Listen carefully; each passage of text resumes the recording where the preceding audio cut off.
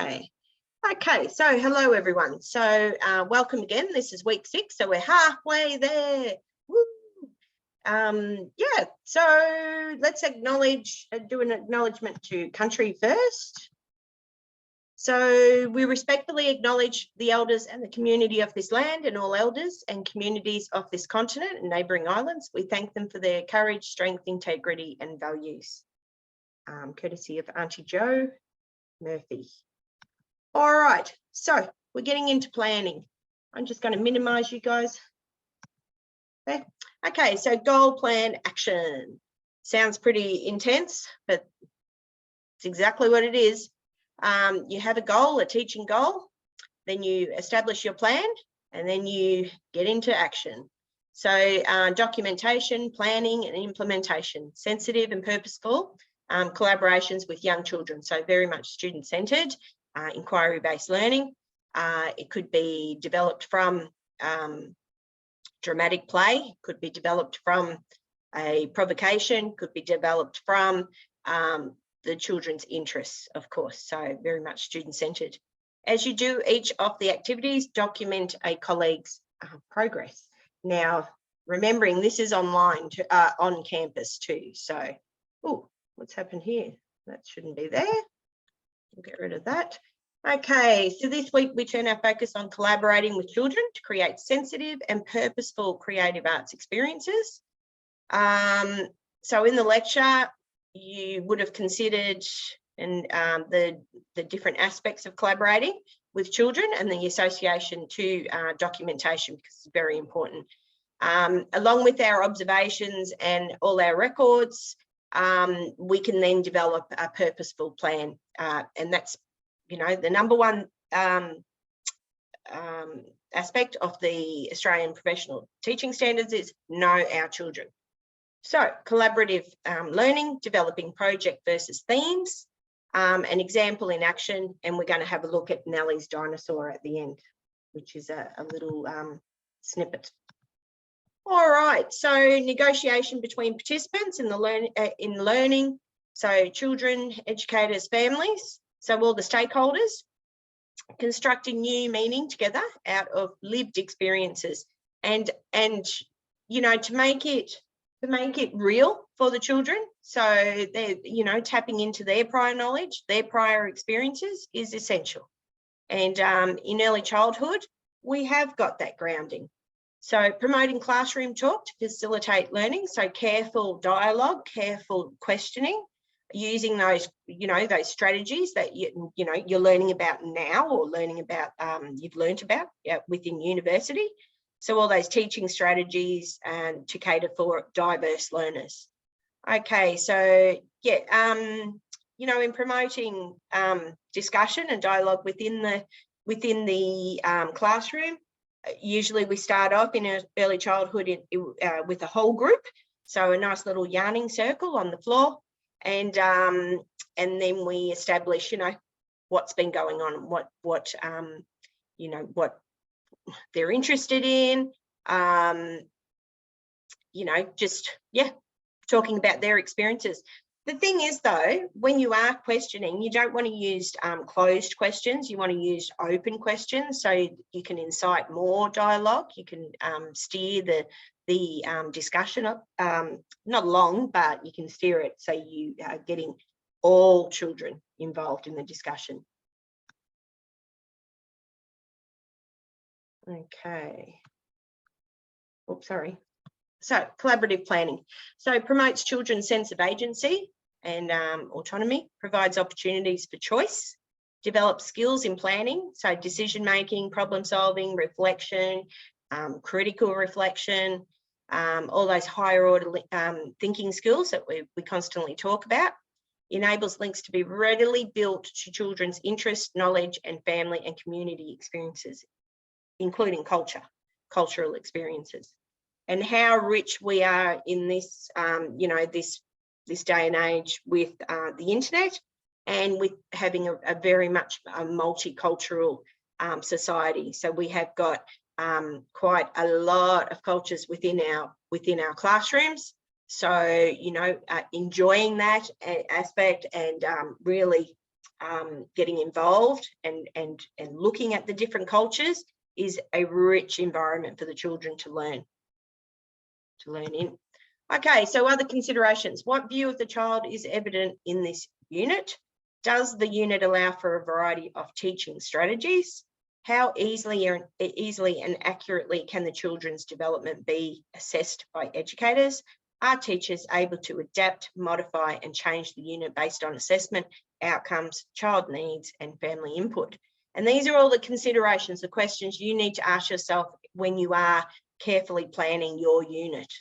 You know, we've got a whole lot of themes running around in our heads. If we can make those mesh with what the children's interests are, or get them, you know, excited about the theme, then, you know, we're well on our way to having a successful planned lesson.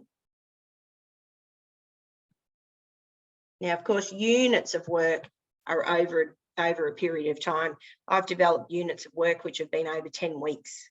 So, you know, they've been on the one, on various topics within the one theme, but very much a collaboration, a student-centered collaboration.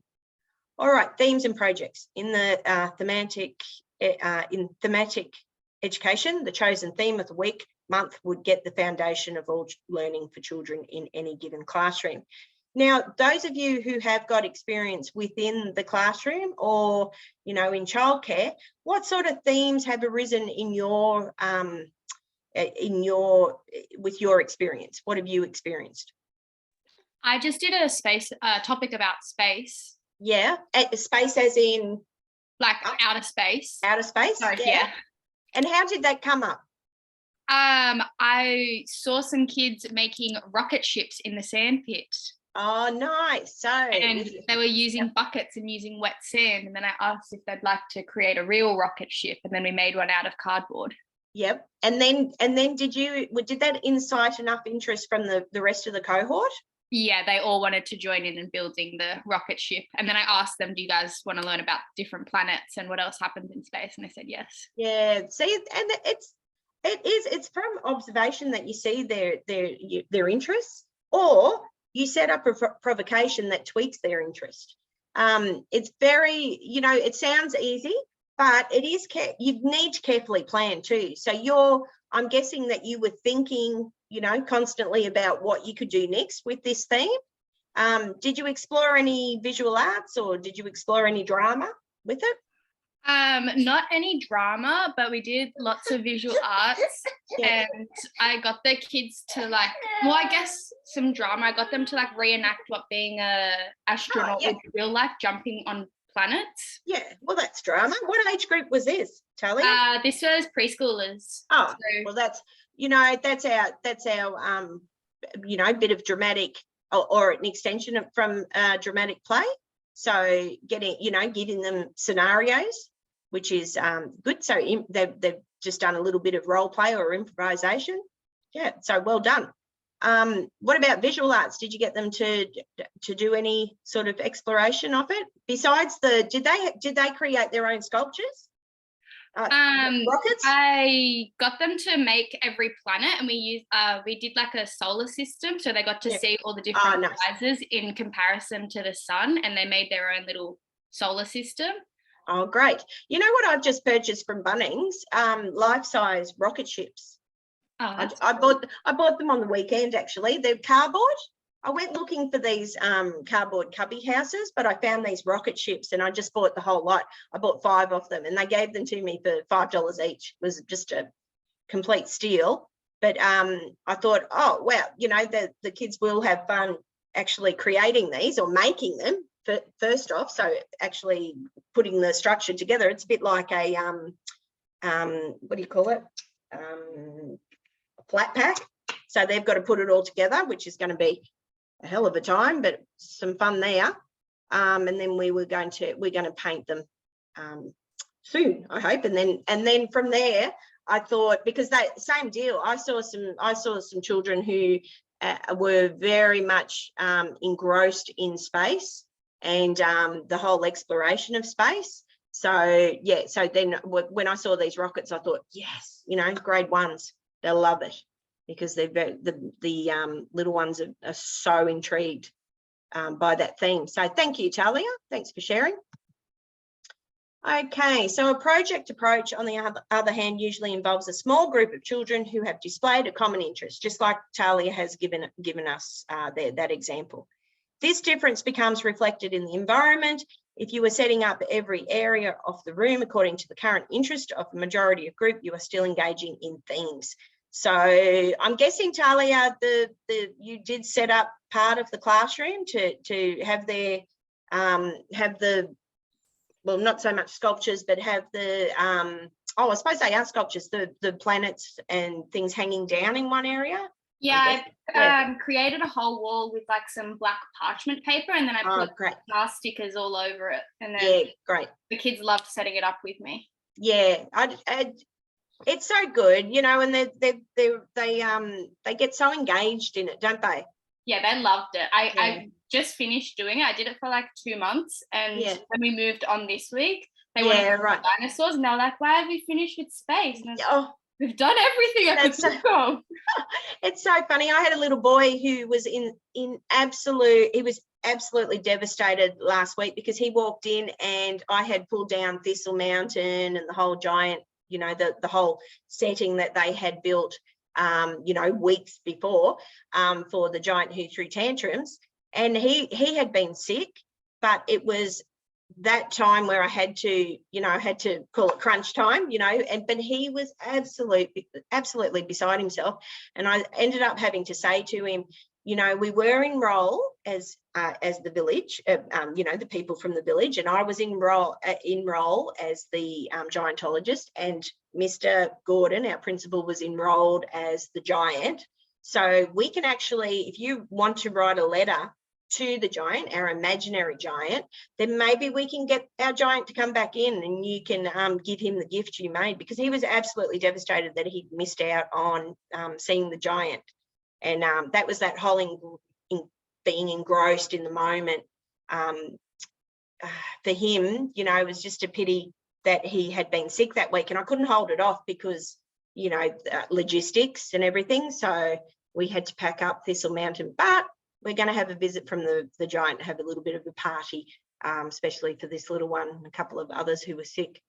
Yeah, so it is an enriching time when you do have something that the children really engaged in, you know, because that's the ultimate. That's what us as teachers, that's what we want. We want enriched learning where we are supporting and covering social, cognitive, emotional, you know, spiritual, physical development, and of course well-being. All right, so a project approach, there are 3 phases. So the first phase initiates the project by having children share what they already know about a particular topic and finding out what they want to learn more about. So during the first phase, questions are created by the children. And, you know, within drama, we can actually, or within the setting of the classroom, we can actually employ the hot seat technique from drama. So you can actually, you know, a teacher can come in enrolled in something. So where's my hat? So if I said to the children, you know, to close their eyes for 5 seconds, and count, when I count to 5, I am not going to be your teacher anymore. I am going to be the giantologist of visiting Thistle Mountain. Then I count while their eyes are shut. You know, they're no longer going to be Year 2 students. When they open up their eyes at the click, they will see me enrolled. And when they see me, and you know, you do have to inform them when they see me enrolled, I will be wearing a hat, and that's when they will know. When I haven't got my hat on, I'm back to Mrs. Mac. So it is a bit of a process, but, you know, very enriching. So, you know, if you were getting them to ask questions, maybe they could ask questions. If you had a topic like if you were doing insectology or something like that, and you were an environmentalist and you wore your hat take my sticker off, and you wore your hat, you could, you know, explain to them that you know, maybe put a net over or whatever. You are an expert on, you know, insects, and you'll answer any of their questions, and then they can fire questions at you, you know.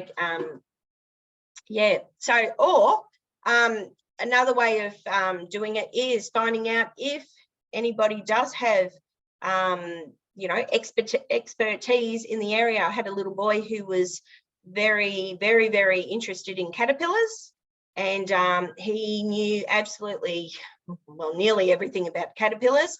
So I actually got him up to be our expert and to talk to the children about caterpillars and what he knew. So, and it really does, you know, it evokes interest, but it also allows that student to have agency too. So, and become a confident learner and speaker. So quite confident in what they know. Of course, you're going to get the little ones who, you know, their imagination has run wild. I had a little boy who had a tiger in his front yard, a year oneer who had a tiger in his front yard the other day, he was telling me. But, you know, that we can go back to the imaginary world though, you know, with that one. Okay, so the second phase is the investigation aspect, where children observe, experiment, explore, and ask experts to help them answer their questions. So that might be the teacher in role. All right, the third, or actually having someone come in. So an incursion, you know, like you have these science, you know, science, what is it, street science, that comes around to different schools. You know, you can get, you know, visitors from the museum or whoever, you know, so you can have incursions. So experts in that field or topic of interest that do come in and answer the children's questions. Or we go on an excursion. So we go to the botanical gardens, and we go to the butterfly house, and we talk to the man who or woman who runs the butterfly house. Okay, so the third and final phase is the culmination of the project, where children and teachers decide how to complete the study and how the learning will be documented. So whether it's visual, whether you describe, whether you record, whether they take photos, make a video, make a movie, you know, that's it is up to you in your careful planning. Assessing it, on the other hand, is solely up to the teacher. So through observations, running records, you know, videos, we can assess, and their end products too, their process and their product. So we can assess the learning that is taking place. All right, so we've got a bit of a theme here. So what we see when we are walking, and as you can see, there's 3 visuals there, which might initiate some sort of thoughts on what we might see in different areas. And these could be different areas in Australia. I'm not quite sure. Kathleen put this sheet together today. So, you know, we've got 2 people here. My mind sort of wonders a little bit here. 2 people on a train track. I don't know why they would be on a train track. I probably wouldn't show them this visual, because I think, you know, we've been promoting them not to go near train tracks or roads. So anyway, but I guess it could be, you know, imagination. The second one I'd probably hone in on. So walking through the trees, it looks like what climate are we thinking here, or what season are we thinking here? Pretty obvious, I guess. Autumn, maybe. Yeah. So could you imagine yourself walking through the leaves? Have you ever walked through the leaves when they're, you know, when they're falling off the tree? The crunching, the you know, the array of different colors, the sensation of kicking the leaves all around, the leaves falling from the trees and shushing with the wind. And then we've got another person there who looks like she's walking on the road to nowhere. I don't know, she's got a long way to walk, but she's got a suitcase. So mind boggles there. So lots of questions could come up with these 3 visuals. the one on the railway, though, we could probably tap into the fact that these two should not be on the railway track. And I'm sure you would get little ones who would state that. Okay, so incorporating the arts, how do we do this? So we can read stories, we can narrate stories. I rather like the idea of narrating, so rather than reading from a book. I often will tell stories, straight out of my imagination. I'll tell stories that actually have happened in my life that I think, oh yeah, the children will be interested in, especially if there's a topic that comes up or a theme that comes up, which you think, oh, you've observed the children exploring it, and you think, okay, I'm going to come up with a corker of a story. It could be that you initiate the start of a story and you pass the story around the circle. So they add to the story. So you could start with one line or a couple of lines, and then just, the kids, the children add to that. Poems, love using poetry within the classroom. So poems about going for a walk, singing songs about walking. So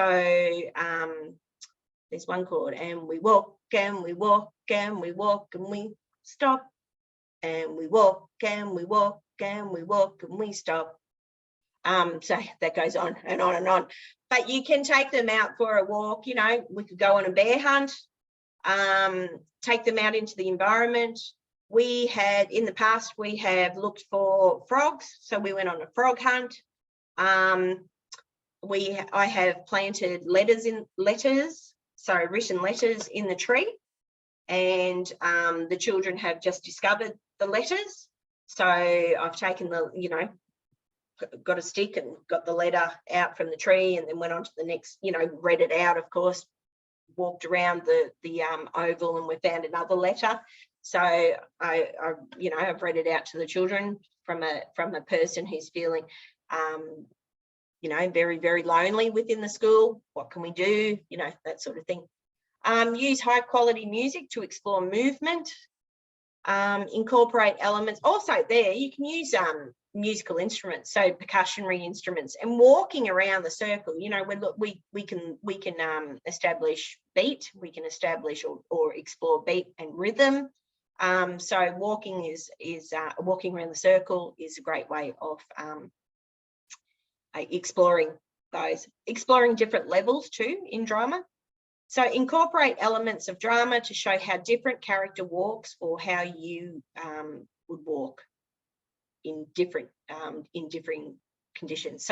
So coming up with some scenarios, like if you have the children milling around each other, like I think we've talked about milling before.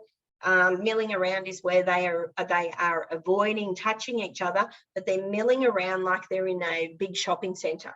So they cannot touch each other, but they have to walk around. They're not walking around in a circle, but they're walking in the space, so the whole space. So what I will do is I'll say, I would like you to walk as if you are walking on ice. And then I'll give them another one. Walk as if you are walking on hot sand and you're trying to get down to the water. So I'll give them all various scenarios. All right.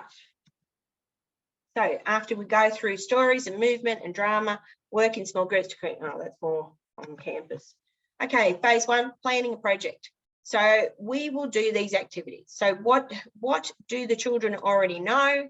Create a mind map, and you can use the KWL chart. This is the K is the knowing, W is the wanting to know, and the L is what we have learned so far. So, Talia, not to put you on the spot, but with your space theme, did you do some planning after the initial observation, or did you just sort of do a bit of a spontaneous exploration to start off with? And then to start off with, when we did the rocket ship, it was more spontaneous, but then after that, I kind of planned for a few weeks. Yeah, and then it snowballed. Yeah, pretty much. Then they loved it and wanted to keep going. Yeah. So did you sit them down and try and find out what they did know, what their prior learning was on space? Yeah, I had Yeah. one little boy, his dad's taught him almost every planet in the solar system, and he knew that the sun was a big star and it wasn't an actual planet, and he knew that Pluto was a dwarf planet. Kind of blew me away that he knew that much, and I was like, oh, cool. Yeah. Can I teach some as well? I know, it really surprises you. Sometimes I have to say to the children, you know, I will write that on a sticky note and we'll find out about that, because I'm thinking, I don't know. I have to find out myself, because they come up with the most bizarrest questions. So that's the what we know. So did you get that little boy up as the expert? And, yeah, he loved it. Yeah. He loves talking to all of his friends. Yeah, Made nice. it all up. Yeah. Oh, did he? Oh, he had some prior knowledge though, so that's good. All right. So then, did you go into what the kids wanted to know from there? So yeah, they wanted to know where aliens lived. Which was a tricky one, because I didn't want to break their hearts and tell them that I don't think aliens existed. Maybe aliens exist in the imaginary world. Oh, we made some aliens and some UFOs. Yeah, right. Yeah, right. Yep. So, and what we learned. Oh, very good. Thanks, Talia. All right. So phase 2 is developing the project. So the teacher provides resources to help the children with their investigations, you know, real objects. The other day I was talking to some students about Mrs. McGinty and her bizarre plant. And I said, you know, in one of the process dramas, I actually brought in some bizarre plants. This is before we even undertook the you know, exploration of that process drama. I initiated a provocation first off by buying some cucumber seedlings, and I had them sitting outside and with some gardening stuff. And then inside I had these really fascinating little succulents with flowers on them. And so really bizarre looking flowers, and the plants themselves were a little bit bizarre. So we discussed that whole word about bizarre. What does bizarre mean, you know? And then I actually narrated a little bit of Mrs. McGinty and her bizarre plant, and told them, you know, of her plight. So she's a lonely, cranky old lady who ended up going to the market and buying a cucumber seedling, which actually ended up being this really terrific big plant. She was ostracized by her community, but when she grew this big plant, the news and, you know, these flying botanists came and they wanted the plant for the botanical gardens, but at that stage, Mrs. McGinty was the talk of the town and the hero of the town, because the town was very small and they didn't get much, you know, people going through it. And they had the world news there, so she was the hero. So it's a really, really, really great story. But during this process drama, during the initiation of the process drama, I actually bought in some hooks, you know, to hook them into the process, so to engage them first off, and then I developed it from there. So I did an integrated approach once I had initiated the interest. And of course, with gardening, a lot of prior knowledge comes up there with the kids. So, and they really enjoy, you know, being outside. So we did a bit of gardening. We went and had a look around our environment to see if we could see any bizarre plants, and so on and so on. So when we were exploring the process drama though, so we did hot seat. So I came in as a botanist, and I was asking about the bizarre plant, and they were the little Mrs. McGinty's. Every one of them was Mrs. McGinty, and they were all explaining to me about this bizarre plant. So it went on like that, and we ended up drawing the plant. We ended up having a look at some illustrations by Chris Thorogood. He draws these magnificent illustrations of really bizarre plants, and so we sort of got inspired by those, and drew our own bizarre plants. So it went on like that, but it was an integrated approach. It was teacher initiated, but very student centered. So whichever track we were going down, whatever interest the children took, after we had done the process drama, then I rolled with it, because I thought, wow, I've really engaged them now, so I can really tap into their creative and critical thinking. All right, so yeah, so teacher provides resources to help the children with their investigations, real objects, books, and other research materials are gathered. And just leaving them on the table, when you are talking something like space, leaving the resources on the table or in a section of the room, the children are absolutely drawn to that, because they do want to know more. They do want to investigate every little aspect of the theme, so they can be experts, you know, so they can talk about it. And just to really support their learning too, their inquiry. Okay, so phase 2, starting with the children. So procedure, read a book about going for a walk, and I've got a couple of examples of books. Make notes or you know, a brainstorming chart. I usually have one of those. I get a big piece of paper, butcher's paper, and have it sitting there in front of me, and we're in a circle, and then I'll write or I'll draw some brainstorming things that they come up with. So I get them to you know, talk about it, especially if I've narrated or I have read a book, or I've provided a reading on the screen. I generally don't do that though. The video readings, they're great, and I do love them, but if I do want to get into the moment with the children with the book, so I will not just sit and read, I will become part of the book. So I'm very I've got a lot of body expression, a lot of facial expression, a lot of voice expression when I'm reading the books. So so they get, you know, into the moment, and it creates a little bit of tension too. So they're a little bit of mystery. Especially if you stop the narration or the book reading at a certain point, you know, and then they've got they're wondering, you know, what's going to go on next, what's going to happen. Okay, so yeah, chart paper, you write down their comments, write down their questions, their ideas. Use open-ended questions, like, what have you seen when you were out walking? Not, do you like walking? Because they're just going to say yes or no. What have you seen when you out walking? And like that little boy the other day who told me he had a tiger in his front yard, you know, you're going to come up with all sorts of stories. Who can you go walking with? What could we take on a walk in the bush, in the city, to the beach, on a farm?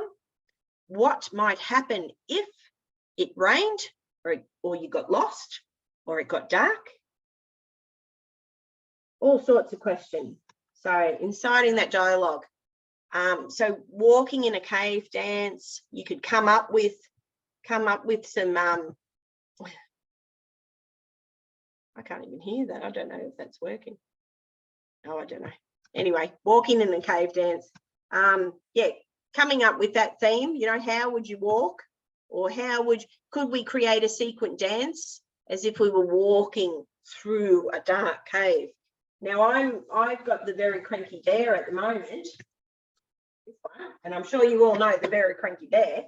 And I'm actually enrolling the children into the drama as junior reporters, but they are going to be walking through a cave. They could come up with a dance, but I'm guessing the students on campus have come up with a dance. Hopefully Kathleen's recorded that for us so we can have a little look. All right, so walking in a cave, there's all sorts of caves, aren't there? So this is Fingal's Cave in the Inner Hebrides of Scotland. You know, where have you been through a cave before? What is it like? What are on the ceilings? You know, like you ask all these questions. Can anybody imagine what it is like to walk through a cave? You know, inciting some sort of dialogue with them. We could create a story about a cave and act it out. We could create a song about it. We could make a map. We could create a song. Already says strong. Photo journals, so we could go on our own walks. We could cut out magazines, or if you've got National Geographics with cave photos, or you downloaded some and you got put them out on the table, and the kids could photo journal the photos. Make it juxtapose. All right, so this is an example of the theme. One of the books I usually use. The Kathleen's put it up here today, which is great. Hang on a moment. Why isn't it working? All right, I'm going to get it up. Oh, no. Let me see. Okay. Just going to try and get this working for you.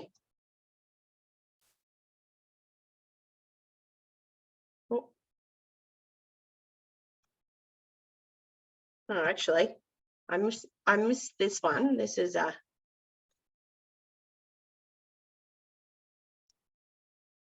Can you see this? Can you hear it? Yeah, I can't hear it. Can't hear it? Okay. Yeah. Can you hear it now? I can hear it. Yeah, we can hear it now.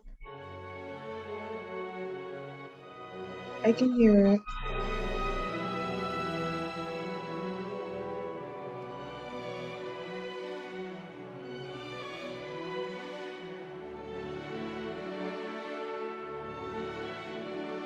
Walking the Fingal's Cave. Is this part of the storybook that you mentioned? No, this isn't part of the story. This is actually, I missed this slide. So when I was talking about walking in a cave and coming up with the dance, if you put this sort of music, this is the Hebrides Overture. It was a pretty adventurous too. Like when you think of walking through a cave, I guess you'd think of really like loud music, because the cave is really cavernous and echoey. Oh, echoey, yeah, I do too. This is Kathleen's put this in here, so I'm feeling maybe this does. It's very somber music. Yeah, it would have a bit of a serious, grave situation, because its caves are, despite being beautiful, for old etched in the earth, it's also quite easy for them to cave in and fall. It can cause a lot of damage and destruction. Yeah, and it's quite mysterious walking through a cave. I don't know if anybody has been walking through a cave, but it is quite mysterious, and there's a lot of tension when you do, because you just don't know what's in the cave. You don't know if a little bat's going to come down and bite you on the neck or what. So yeah, so this music, she's put this together so they would explore a little bit of dance through this music. So I guess she's looking at the I don't know, melodic tones of it. All right, so let's have a little look at this story. Okay, this is walking in character like the animals. So if I did have you on campus, then we would be exploring this. I went walking. Okay, I'll just play a little bit.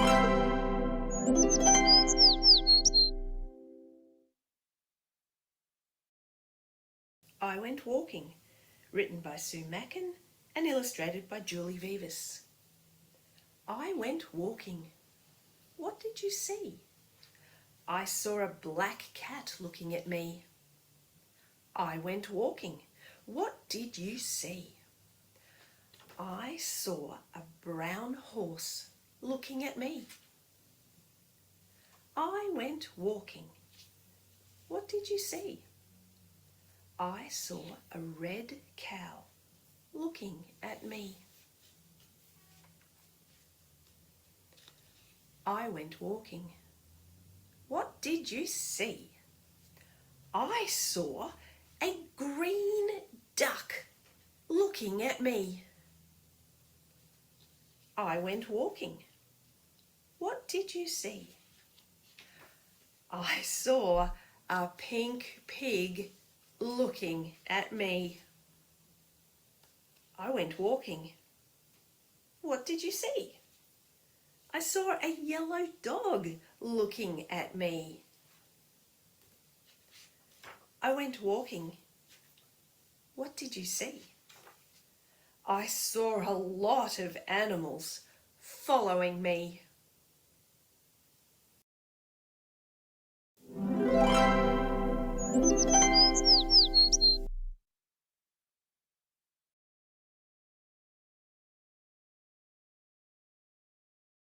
That was interesting. Um, you notice that with all the animals, there are different colors, different sizes, different. Obviously, you see different textures because some were furry, some were smooth, some were feathered, some were what's the word, rough, but of like really texture detailed. Well, you could explore that.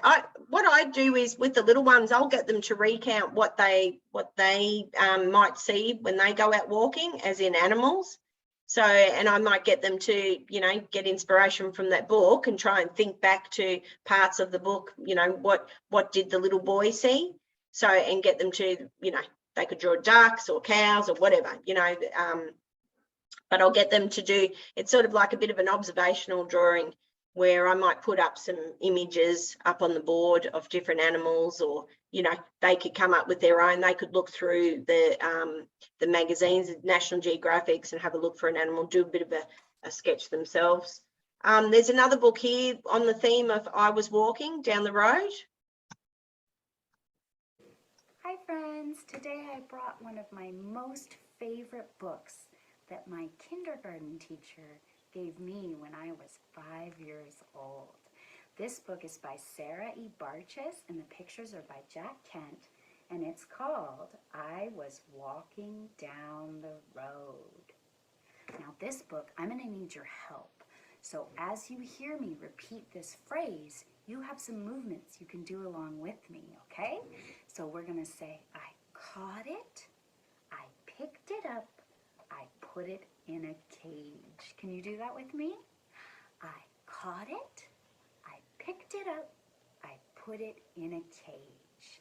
So let's see what animals this little girl is going to find on her walk. And this is a rhyming book, so listen for those rhymes. I was walking down the road, then I saw a little frog. That doesn't rhyme. Let's try it again. I was walking down the road, then I saw a little toad. Toad. I caught it, I picked it up, I put it in a cage. Do you see that froggy hopping around? That toad is moving and grooving. She's trying to keep him still. I was looking at the sky, then I saw a butterfly. I caught it, I picked it up, I put it in a cage. Let's see what's next. I was working with a rake, then I saw a little snake. Oh, she's so brave. She must know that this is a safe snake. Okay, help me. I caught it, I picked it up, I put it in a cage. Ooh, what's that dog doing? I think that dog's a little nervous. It's barking at the snake. And the snake is probably making what sound? Back at the dog. I was jumping on a log, then I saw a little frog. So this time we're going to say frog. Log, frog. And what's she going to do? I caught it, I picked it up, I put it in a cage. Gosh, so many animals so far. Can you remember which ones she's caught so far? I think there was a toad, and a butterfly, and a snake, and now she's helping in the house. I was sweeping up the house, then I saw a little mouse. I caught it, I picked it up, I put it in a cage. cider, then I saw a little spider. I caught it. Oh, look, she's so brave. I picked it up. I put it in a cage. I caught it. Look what she's using to catch the bunny. I caught it. I picked it up. I put it in a cage. Look at all those pets. I sat a while. I thought a while. What do you think she's going to do now?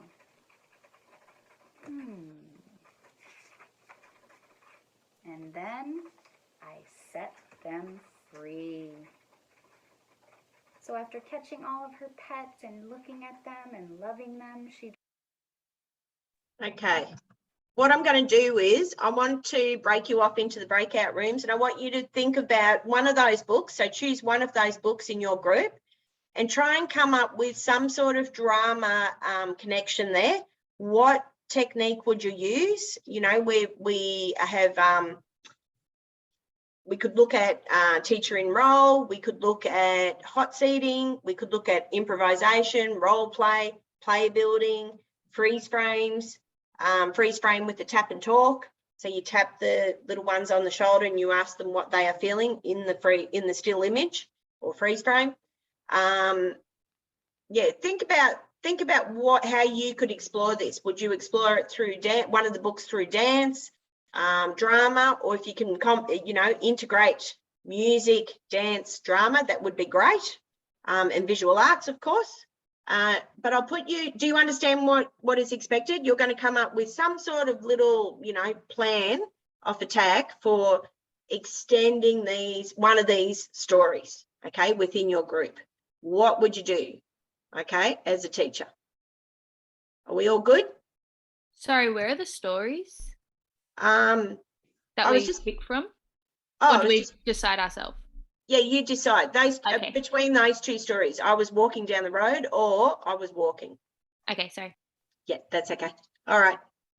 Okay, I'll see you soon. How many people have we got? Okay. I'll get 2 groups. Not many people here tonight. Okay.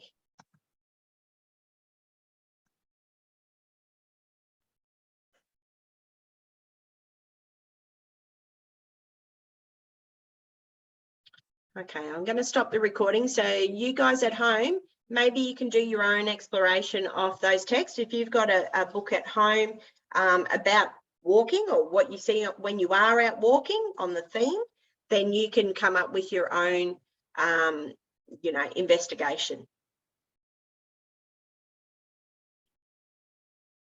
I'll see you soon.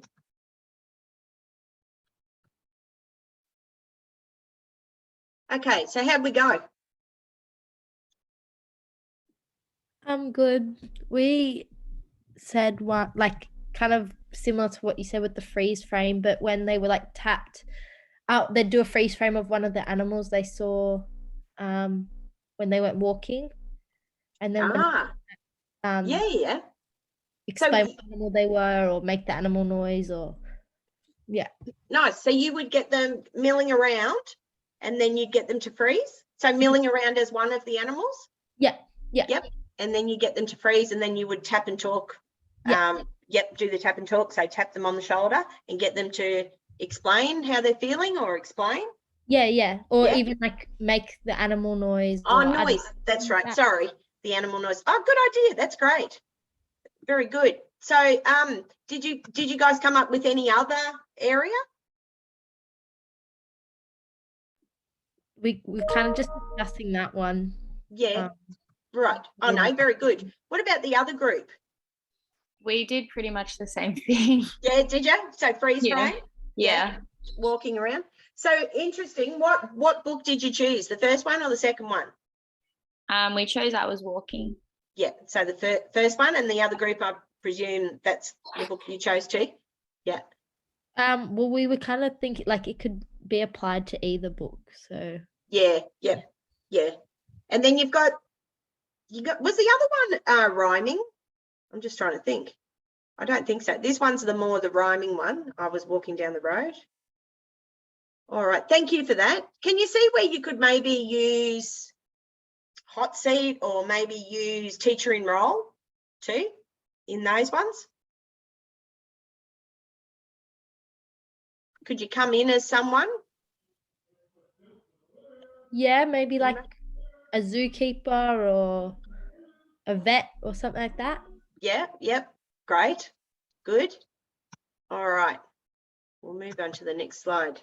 Okay, and then we reflect. All right, we've done that. So this is a little scenario. Okay, this is Nellie's dinosaur. So I'll just read it out to you guys. In a visit to an early childhood centre, a 4-year-old girl, I will call her Nellie, approached me and asked me to help her staple a small piece of paper to her trousers. Nellie had drawn 2 circles on a piece of paper and cut this out to form a dinosaur tail. She wanted this tail attached. Stapling to her trousers was not a particularly safe option, and we talked about other ways to attach it. Nellie asked a teacher for some sticky tape, but this had recently run out. So Nellie explored the various materials and resources available to her in the room. So during her search for solutions, Nellie also retrieved a supermarket coupon book from her bag and told me she was going shopping. Amongst the resources was some wool, and I asked Nellie if this might be useful. She said that she could tie her tail on. She found the end of the wool and pulled it out and measured it. She tried to put it around her waist, but found that it did not quite meet. Nellie told me she needed a longer piece. I asked her to show if she should, what's that say? How she would know, or how she would know the second piece would be longer, to which she said, I can just look. And she cut a longer piece, a second longer piece, and asked me to help with tying the piece of wool around her waist. Tying the tail to this. So in that little snippet there, so much learning is going on, isn't it? She's comparing, so she's comparing sizes. There's a bit of a maths measurement, hypothesizing, predicting, analyzing. She's problem solving also. So once the tail was attached, Nellie assumed the role of a dinosaur. She hunched forward, extended her fingers into a claw-like pose and clumped, heavy-footed towards the door. As Nellie the dinosaur stood in the doorway, clutching her coupon book in her claw, she turned to a group of children and a teacher and made a dinosaur sound. Nellie moved and growled and made dinosaur faces and clawed in the air. Now, how you can see where she is problem solving just by this, you know, it seems a simple request or very much a child request to, you know, attach the tail, because of course dinosaurs have tails. So her imagination was going wild, but her problem solving within that dramatic play was also going wild. So she needed to come up with solutions, didn't she? Have you got any experiences or had any experiences similar to this story where an experience or an event like this or a topic like this was explored by a child through dramatic play, and it you know, sort of, or not sort of, but got the child thinking and you extended the process, so extended that thinking further. Can you think of any times? I've actually got a situation that's quite similar to that one. Yep. The kids were doing their own like drawing, and then a few of them started drawing masks and had cut them out, and they were trying to figure out how they were going to wear them. Some tried to sticky tape it to their forehead, but that wouldn't work. So we went to the what is it? The craft box. The collage table. Yeah. And we had a look to see what other materials we could use to keep the mask on, and then they found the string and we tied some string onto the mask, and yeah. And did they work it out themselves? Yeah, they did. Yeah, see, and that's the joy. If we are constantly getting them things, or, you know, giving them resources and saying this is what you have to use, then they're never going to problem solve. So within the classroom, I tend to, even, you know, I've had children ask me where the water is. Now that we have a sink and we've got a tap, you know, and I think, gosh, you know, like, you've been in this room for, you know, 6 months now. The water, there's a tap. You don't need to ask me where it is. You can problem solve and you can have a look for it, you know. So, and also paintbrushes, pencils, anything, you know, because you are going to have those children who are needing your assistance, but then you've got the opportunity to actually steer them to actually think for themselves, and that's what you want. You want autonomy and agency. All right, so would anybody else like to add to that, to this discussion? Have you got any examples like Nellie's dinosaur? Because so much is happening in there. Yep. I had a kid that wanted to make books. Yeah. For Nice. his mum, and I asked him how he wanted to do that, and he cut up A4 pieces of paper in half and then folded them again and had like 5 pieces of paper and put them all together and asked if we could staple them together, but of course we didn't have staples, so he then asked if we could hole punch them and use string to tie it together. That's good. So he came up with these solutions himself. That's good. Yeah, and that's what we want. We want them to come up with solutions. So that's great. Good example.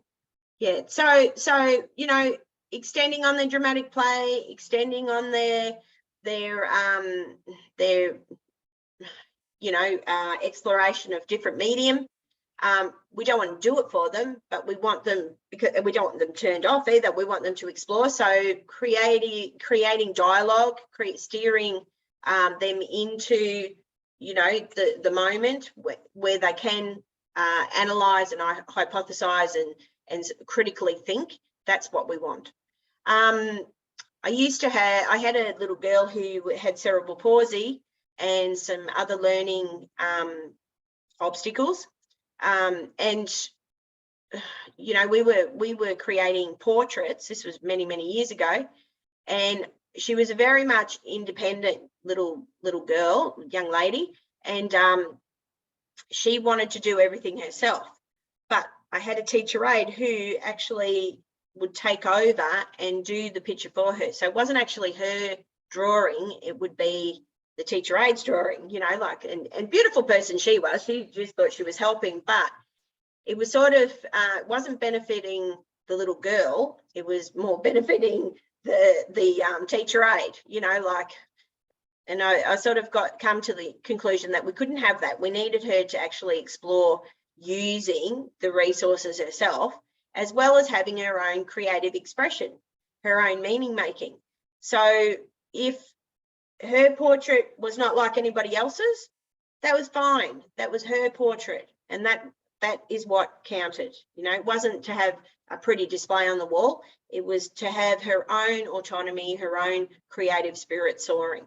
So, and with lots of conversation, my beautiful teacher aide came to the conclusion, yeah, no, that's a great idea, because that's what we want. We want her to be creative in her thinking, and we want her to solve her own problems too. So, you know, although you make adjustments and you make modifications, you do, you know, with these little diverse learners, you do want them to explore, you know, what they can, you know, like if they want to do it, then they will. It might be a little bit different, but who cares? It's their own original work. Same with drama. You know, I had a little boy who was in a wheelchair, another little boy who had another little one with cerebral palsy, couldn't walk, but he was determined. He wanted to be the scientist. He wanted to get out of that chair. He asked us to get him out of the chair, and then he went along the floor crawling along the floor trying to, oh, well, he did. He made his way to a box, which he made into his scientist lab, and he got himself in there, and he was doing all sorts of experiments in there. So it's just a great joy to see children engaged and involved in the moment. All right, so I was going to show you where is it? These slides here. It is on the theme of we go walking. So these are nature prints. I can put these up onto Leo, but we'll quickly just go through it. We won't do any of the activities. You can do this on your own, in your own time, because I'll let you get back to your assignments. But the nature prints, we go walking. So leaf prints, walking down the street, visualizing through questioning. So ask the children to lie down and close their eyes. Imagine you are walking, riding your scooter, riding your bike down the street, down your street where you live. What do you see? And then they have to do like a recount, what they remember off their street. They walk down it every day, or they ride down it every day, or they drive down it every day. But what can they see? What do they remember? So it might be the colours, might be the shapes, it might be the objects, it might be the trees, it might be the gardens, it might be the flowers, but you get them to visualise that through an image. I've got one there. All right. So, and then using the pretext, like we were just using. So I went walking, I was walking down the street, pond walk, all sorts of great books. We can explore environmental sculptures. So these are ephemeral sculptures by Andy Goldsworthy, and these do not last. That's why they are called ephemeral sculptures. They don't last in the environment. They just are there 1 minute, and if the wind blows them away, then so be it. So actually creating sculptures out of leaves, the placement of leaves, and you could, this could be a provocation that you start and the children get involved in, exploring nature through sculpture. There's a little film clip there on Andy Goldsworth and his earth artistry for you to have a look at a different time. I've got a little bit of snippet of information about Andy Goldsworthy because you have got quite a lot of inspirational pieces. As you can see here, this sculpture in itself, sets off the imagination, because you can just imagine yourself walking through that archway and just walking into a magical garden or a different world. So setting up something like that, an archway in the playground, and putting leaves all over it or whatever, it's just fantastic. The kids, the children's imagination just go wild. Here's some ephemeral art exploration. So these sculptures here are done by the students, of course. Sorry, Victoria, we can't actually see that. Oh, can't you? No, we're still on the dinosaur page. Oh, you missed it all. Hang on a minute. I'm going to have to go back then. No, that's okay. I just thought, I'm like, hold on, did I get confused or? No, thanks for telling me, because I'm just showing these pictures here. So sorry about that. No, that's okay. Yeah. Okay. So this is what I've got. So they're little lessons. So leaf prints. There's walking down the street or riding down the street. There's the pretext. We've got the ephemeral artwork I was talking about. So these are the sculptures. Here 1 minute, gone the next.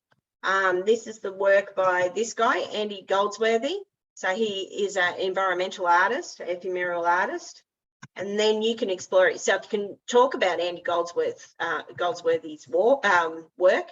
This is the archway I was talking about. So, walking into a different onto a different planet or a different space. So actually creating your own archways in the school, creating, the start of ephemeral sculpture and getting the children to explore it further.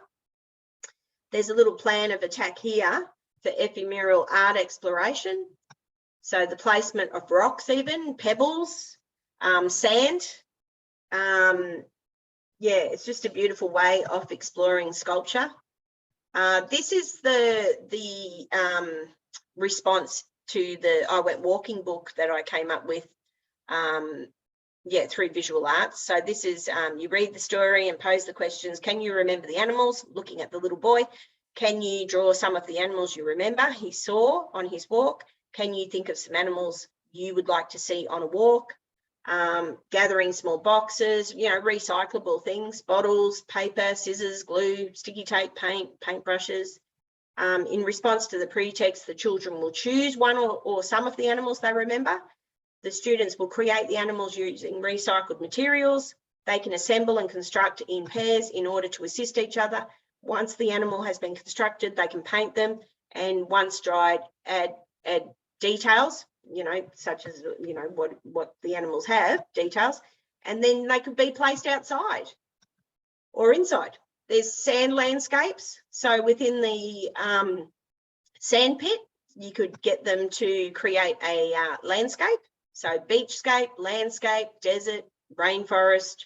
They can explore land forms. This is another piece of ephemeral artwork. It's not going to last long. So I'll just show you. You can do some chalk pictures, you know, if you've got cement around your school. There's the bird life in our area, finger painting. So, you know, providing them paper, providing them paints, giving them the opportunity to create birds, the birds that live around our environment, our community. It's a, you know, even that in itself could be a theme for careful planning. Creating a whole group relief mural using clay sculpture. We did this, you know, like at one of our schools, where we actually came up with the pot. We used clay, and we came up with some beautiful pottery pieces that the children did. As you can see, we've even got a chicken in there. We've got a frog too, a crab, and then we've got all these lovely, I can't see an ibis. Wait, are these, do you say they're pottery, like they're clay? Yeah, they're clay. So it's a mural, mosaic mural. They made all these, and they made the leaves too. So I think this was around, they would have been about grade 2 or 3, these guys. But I actually put the mural together, but they made the pieces, the flat pieces here. But it was very cute. So it's another form of exhibition, of course. Yeah, and I go into exhibition there. So, you know, responding to artworks. Got some beautiful ones there looking at their artworks. And then I've got this is a year 7 class who ended up doing the paths we take. So, and that's all their little sculptured faces there, and they've done these beautiful things. So we put, you know, I put together this, they helped me, of course, but they created all these pieces for the mural, except for these pieces, the stony bits. But all these mosaic parts are all them, their faces, they sculpted, the words, everything.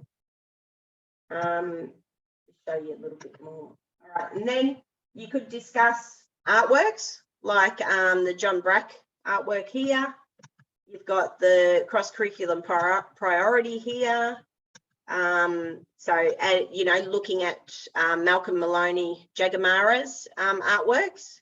So fire dreaming, so you've got those tracks there. So just that connection to country.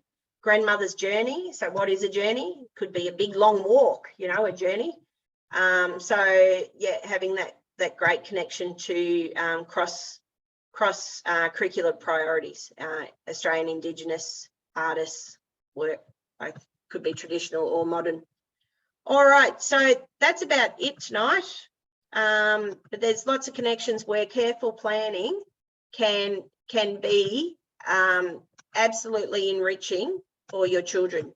And it can be as simple as observing what the children's interests are. And, you know, and that's all part of early childhood anyway. We as early childhood educators, we need to have our eye on the prize, and that's our children, and we need to cater for their interest and their experience. All right, so if that is it, we'll leave it there. Is there any questions? Oh, I must tell you too, I got on to Kathleen about the, you know how we had it was in portrait view, the assessment breakdown. Yeah, it's been changed. It's been changed, but don't take any notice of the dates because it is the one from last year. So I thought it had changed. So I do apologise, Nubisi. It hasn't changed. So it is the same assignment, but the So they've had to put up, I think there was an IT issue with the last one because it was under a licensed name, so it couldn't be changed. But if you go into the AT1 Unpacked, and we've been through this anyway, you'll see, just disregard this, the 29th of August, because it certainly isn't due then. But you'll see the little details that we talked about last week. Okay, Yeah. so got a little bit of. Victoria, while you've got that up, can I ask a question about the last page about the Indigenous perspectives? Yeah, sure. Oh, sorry, it's not last page, the orange page. It's maybe third last. This one. Yep, that one. Yep. Sorry. Yep. I was just wondering, like, I'm now looking at the orange section, and some of that stuff is like not quite the way I'd already thought about going in this area. But the main one that's confusing me is what does it mean by like considering the two perspectives? Like, so for the unique contributions of Australian Indigenous art, are you supposed to talk about how they contribute for the Indigenous child in the setting, and how they would contribute towards the non-Indigenous child in the setting? Is that all that means? Or? Yeah, that is all that means, because really you might have children in your class who are Indigenous who don't have that cultural knowledge. You know, it just depends on the community or the family they're living in. But so with you, you've got what you have to do. It is considering the two perspectives of the children. So if one child did have the knowledge of, or the lens, the Indigenous cultural background of that artwork or that exploration, then it's going to be viewed in a with prior knowledge. Whereas you've got the non-Indigenous child who may have had that prior knowledge too, but who may have not. So you've sort of got to take it from just the two perspectives, as in how you would, you know, how they would express their understandings of that artwork, I guess, through those cultural means. So it's a bit like us, actually. You know, if children, like, you have to teach children that some Indigenous artwork is from a bird's eye view, whereas other children who have had that prior knowledge, and it may be a child who has come from, you know, the culture where their family is using the bird's eye view, you know, to create iconography, then they've got that prior knowledge. So yeah, you're just sort of exploring the two viewpoints, I guess. But okay, and when it says like that bit in brackets, how do Indigenous children express their feelings, understandings, and ideas through their culture? Does that sort of mean, like, I'm not sure if I'm thinking about this right, is that sort of along the lines of the multi-literacies from their culture that they use, or? So the non-verbal, verbal, the 8 ways of knowing, you mean? Having a look at. Okay, yeah. So Yeah. the 8 ways of knowing fit into that part of it, not in the, and also in the 2 examples that we give to demonstrate how we would embed in perspectives. They go into both sections. Yeah, very much so. You know, it's okay. it is like it can be quite a broad type explanation of that, because you may have Indigenous children, Australian Indigenous children, who don't have that background, who through your teachings, you're actually teaching them what things, you know, may mean, or what, you know, the exploration might be the exploration of colour and how that is recognised within artworks. It might be dance, you know, like looking at Bangara or something like that, you know, looking at the traditional and the modern dance. You don't have to write about that, but you know what I mean? We sort of we've got different, depending on our experiences, whether we have got that background or not. So yeah, that understanding, I guess. Yeah, okay. Yeah. Thank you. That's okay. That's all right. Has anybody got any other questions? With that, so I just want to confirm the examples of 2 arts, is that like as in like they're dancing Dance and or music, dance or like, drama, visual arts. Yeah. Okay. Yeah, Yeah. thank you. And these two Australian Indigenous perspectives might be authentically and respectfully be embodied. Yeah, you know, just, I don't know, it's up to you. Music, yeah, any of them, any of the arts, really. Could I choose to the same, like I choose two art? Can I do two art, or like it should be like one dance, one art, like that? Probably two areas. So dance and visual arts, two arts. Yeah, I would say, well, I would definitely do two areas, not the same area. So I wouldn't choose two examples from visual arts. I would choose, because you're going to have more to talk about too, visual arts and something else, or dance and music, you know. And the way storytelling has been is communicated, you know, through that. Yeah, thank you. And also, how many work for the example? Any limitation work for the example?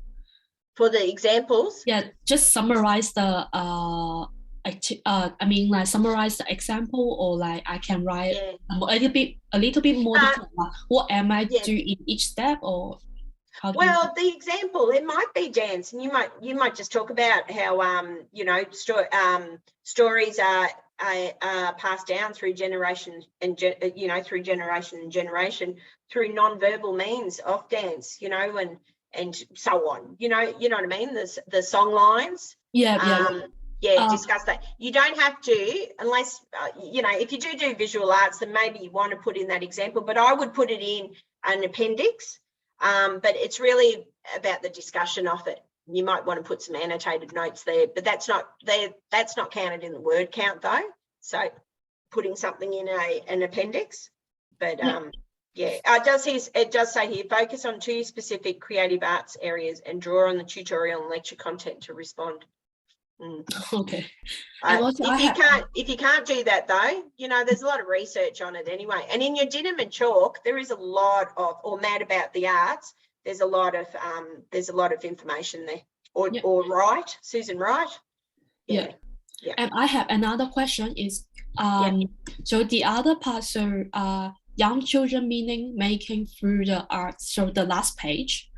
Page? Yeah, last page. No, not the up.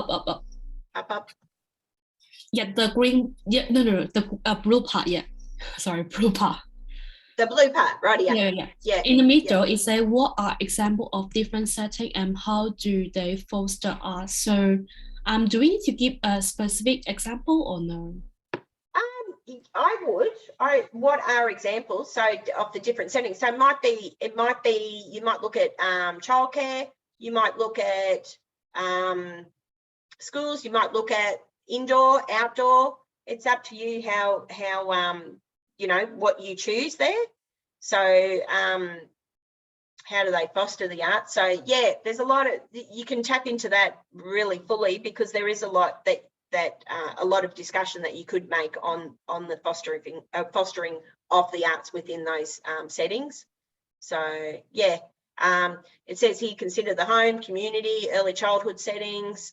You know, it might be that you've got, you might refer to indoor, outdoor play, you know, at the home, at the early childhood setting, how enriched both environments are.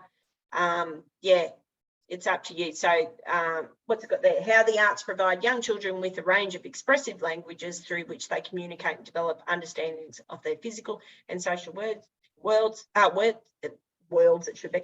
Young children's engagement of the arts across various early years setting. So I don't know, it might be playgroup, it might be, just pick out two examples and then just discuss it. Yeah.